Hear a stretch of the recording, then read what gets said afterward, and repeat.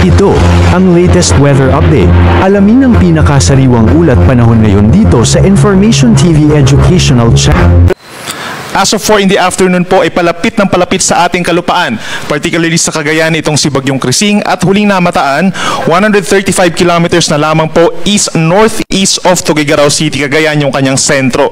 Taglay ang hangin na 75 kilometers per hour, malapit sa gitna at may pagbugso hanggang 90 kilometers per hour at kumikilos west-northwest sa bilis na 20 kilometers per hour.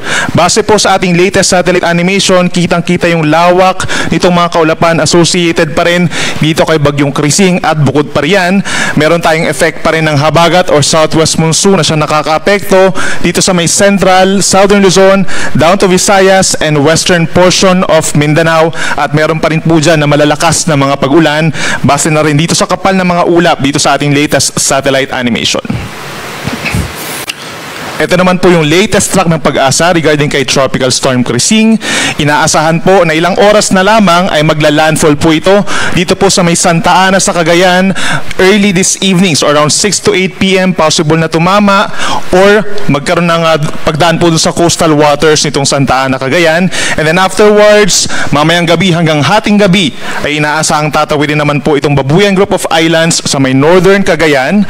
Bukas ng madaling araw hanggang bukas ng tanghali ay tatawid naman ang nasabing bagyo dito sa may northern portion ng West Philippine Sea at base sa ating latest track, lalabas ito ng ating Philippine Area of Responsibility bukas ng hapon with an estimated location as of 2 p.m.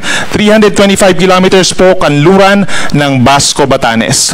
Base sa ating latest track, mapapanatili nitong si Bagyong Krising ang tropical storm category. Ibig sabihin, halos steady lamang po yung lakas ng hangin na mararamdaman ng ating mga kababayan po dito sa may northern Luzon. At paglabas niya ng PAR, papuntang southern China, posibleng lumakas pa ito ng bahagya into a severe tropical storm.